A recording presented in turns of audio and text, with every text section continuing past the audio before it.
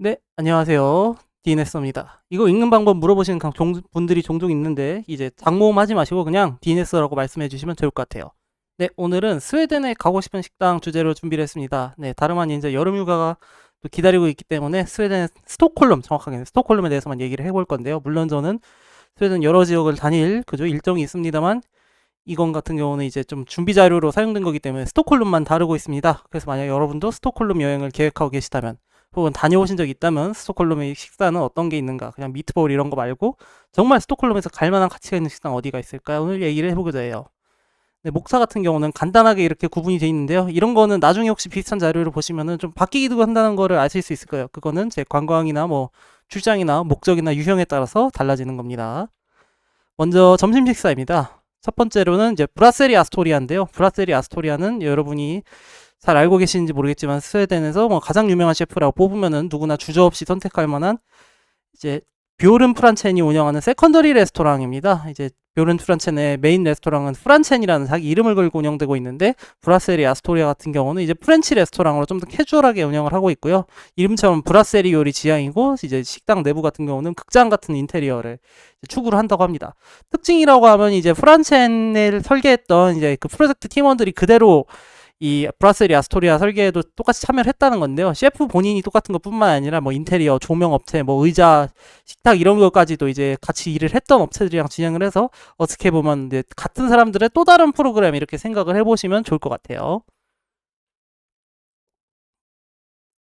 네. 다음은 맛바렌입니다. 맛바렌 같은 경우는 사실 이 스웨덴 가스트로nomi에 대해서 잘 아시는 분이 아니라고 하면은 못 들어보셨을 확률이 높은데요. 지금은 이제 빅그루망 상징을 달고 있는데, 오히려 이제 이 마티아스 달그렌이라는 셰프 때문에 오히려 여기는 제가 굉장히 추천을 드리는 곳입니다.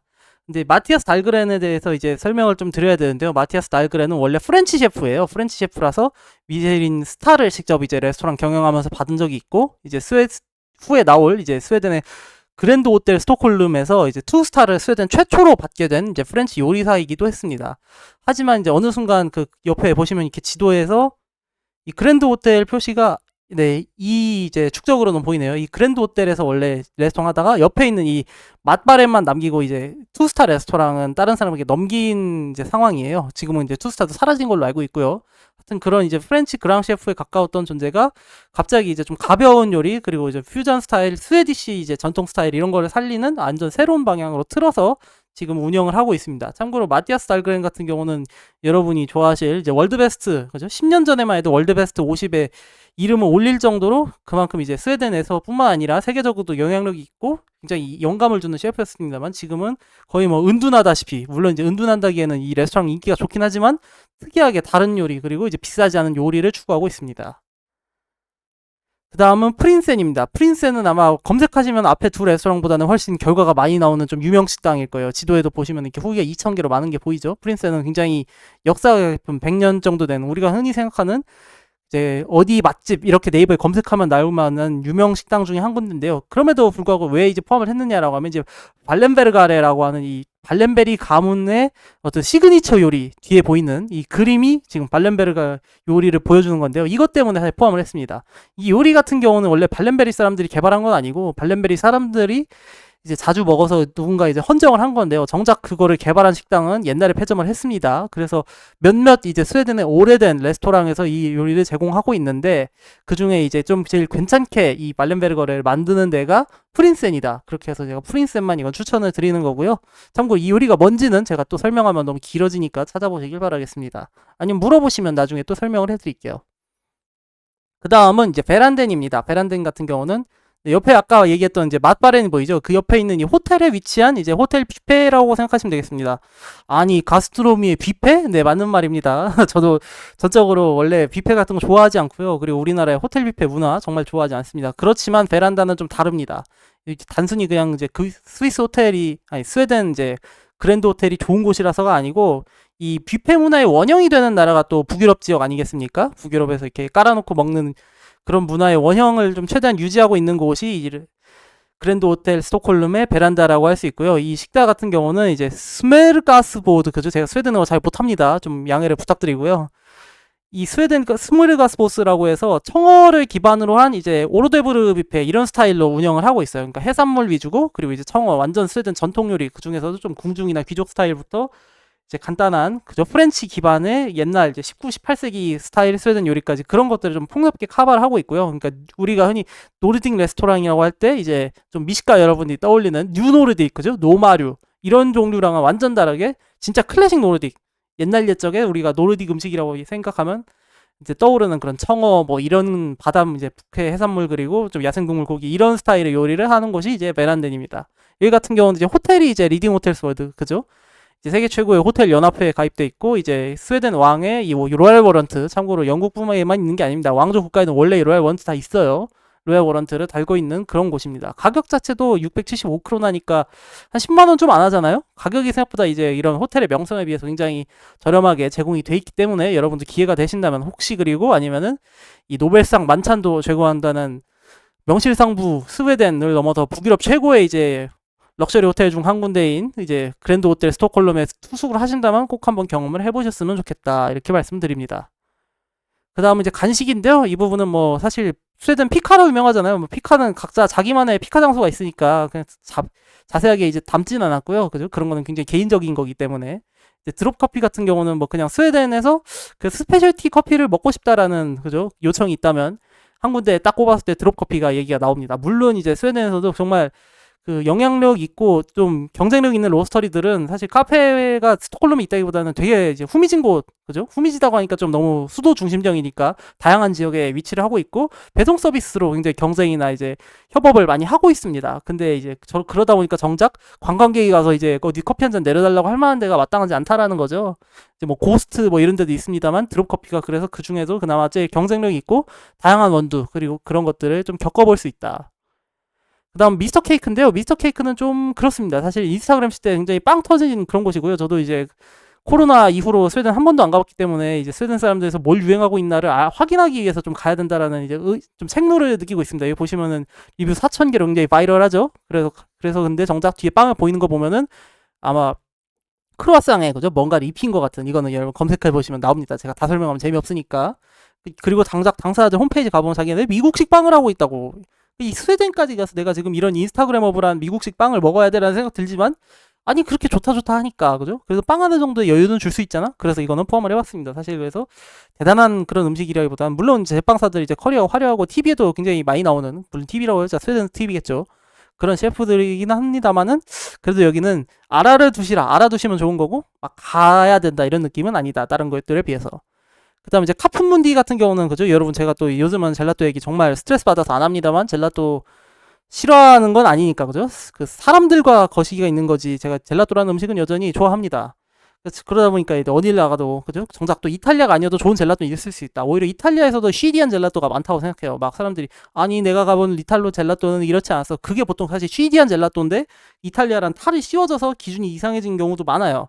하여튼 그 이제 얘기가 샜는데, 그래서 카푼문디는 그러면 왜 거기까지 가서 가야 되냐, 여름이라서 가는 거냐, 그게 아니고 가게가 좀 특이합니다. 뭐에 특이하냐라고 하면 재료가 좋아요. 사실 젤라또 가게는 별거 없이 기계 비싼 거 쓰나 재료 좋은 거 쓰나 두 개만 봐도 반은 알 수 있습니다. 나머지는 좀 문제가 있는 경우도 있지만, 재료를 나쁜 걸 쓰는 사람 치고 나머지가 좋은 경우는 없어요. 정말로.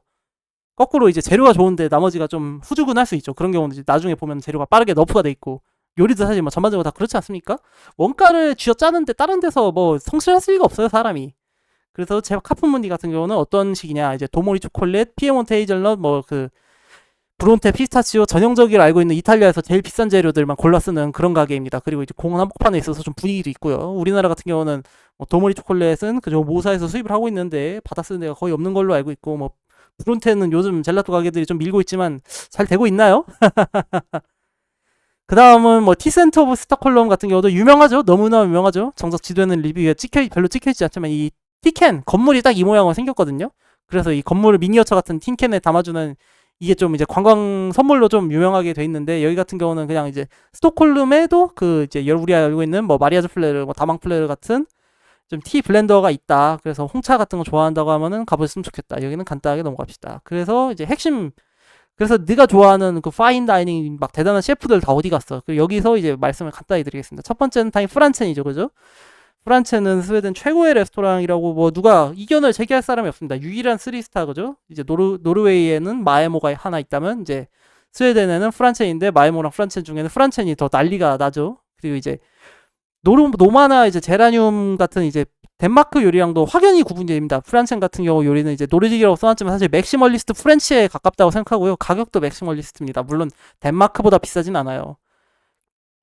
벼른 프란첸 같은 경우는 그래서 그런 프렌치 중에서도 좀 화려한 스타일이고 대신에 이제 제가 화려하다라고 한 게 정말 20세기 이전 수준으로 화려하다는 얘기가 아니에요. 막 무슨 왕조, 막 궁중, 퀴르농스키 이전 이 얘기가 아니고 이제 현대 기준으로 봤을 때 화려하고 이제 좀 볼드한 요리를 하지만 기본적으로는 이제 누벨 퀴즈 이후 재패니스 영향을 받은 프렌치를 하고 있고요. 본인 같은 경우도 이제 재패니스 요리에 영감을 많이 받고 아시아에서 이 레스토랑도 경영하고 있는 등의 그런 좀 21세기적인 동시대적인 요리를 하는 레스토랑 중에 가장 높은 평가를 받고 있다. 이렇게 말씀드리면 되겠습니다. 참고로 예약이 굉장히 어려운데 저는 예약을 따놓은 상태입니다. 자랑은 아니고요. 그 다음은 이제 오페라 켈러렌인데요. 오페라 켈러렌은 이제 이름에서 여러분이 눈치를 채실 수 있겠지만 오페라 하우스에 있는 식당입니다. 굉장히 오래된 이제 레스토랑이고 이 오페라 하우스 같은 경우는 그러니까 2차 세계대전을 피한 이제 스톡홀름이라는 도시의 배경을 좀 보여주는 그런 곳이죠. 다른 곳들은 대부분이 좀 이제 전쟁의 참화에 부서지고 아니면 새로 짓고 이런 경우가 많은데 여기 같은 경우는 수백 년 된 건물을 이렇게 계속해서 계속 쓰고 있습니다. 그래서 오페라 켈러렌 같은 경우는 가장 클래식한 그죠? 프렌치를 역시 하는 것도 비슷하고요. 대신 이제 프란첸과는 다르게 좀 더 이제 정갈하고 그죠? 우리가 흔히 프렌치 레스토랑이라고 여러분이 생각하시는 딱 그냥 한국에서 볼 수 있는 그런 거에 조금 더 가깝다고 생각하시면 돼요. 물론 비슷하다는 얘기는 절대 아닙니다. 굉장히 다릅니다. 가격 같은 경우도 반값으로 그죠? 좀 내려와 있고 대신 이제 여기 같은 경우는 그런 막 셰프의 막 개성 막 그 사람 자체의 특이함 이런 거에 대해서는 조금은 보수적이다. 대신에 이제 오페라와 연계해서 이렇게 좀 식사와 문화를 함께 경험할 수 있는 뭐 그런 걸로는 이제 굉장히 단단한 입지를 가지고 있고요. 이제 르그랑드 따블르 두 몽드 같은 이제 고전적인 프렌치를 하는 레스토랑들 모임이죠. 그런 곳에도 가입이 돼 있다. 로얄 워런트도 달고 있고요.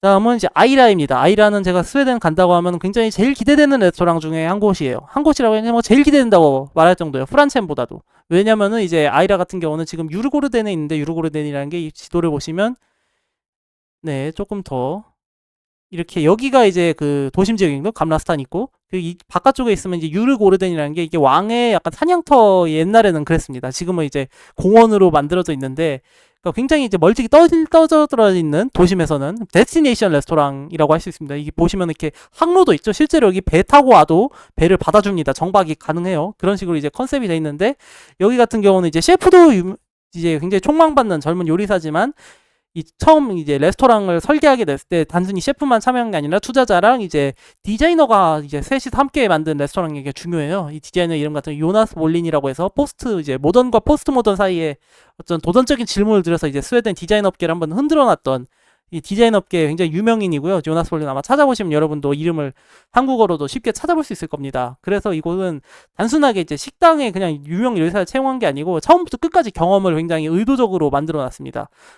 레스토랑 입구에 들어오는 것부터 어떤 조명이 받아들이게 되고 그리고 이제 내부의 가구나 뭐 그 테이블 배치 이런 거 하나하나도 다 스토리가 있어요. 그래서 그런 것들을 다 설명드리고 싶지만 지금 얘기하면 좀 재미없으니까 하여튼 아이라는 정말 놀라운 경험이라는 게 무엇인가를 철저하게 고민하는 사람들이 모여있는 레스토랑이다. 그리고 원래 유르고르덴을 상징하는 레스토랑은 이제 왁센크로그가 있었는데 왁센크로그가 지금은 이제 슬리펜이라는 굉장히 저렴한 레스토랑으로 그러니까 파인다이닝을 포기했기 때문에 이 유르고르덴 지역을 상징하는 새로운 이제 레스토랑으로 거듭나고 있다. 이제 간단하게 이제 좀 스포를 해드리면 아이라 같은 경우는 그런 식으로 얘기를 해요. 그러니까 레스토랑에 들어올 때 우리가 바다에서 땅으로 이렇게 상륙하는 게 아니라 거꾸로 레스토랑에 들어옴으로써 이제 물로 바다로 나가는 그래서 뭐 물과 관련된 뭐 그런 종류의 이제 좀 스토리텔링을 가져가는 요리를 하는데요. 얘기만 들어도 솔직히 좀 궁금은 해지죠. 그죠? 의심일 수도 있고 기대일 수도 있고 하여튼 아이라는 특이한 요리를 하는 곳이다.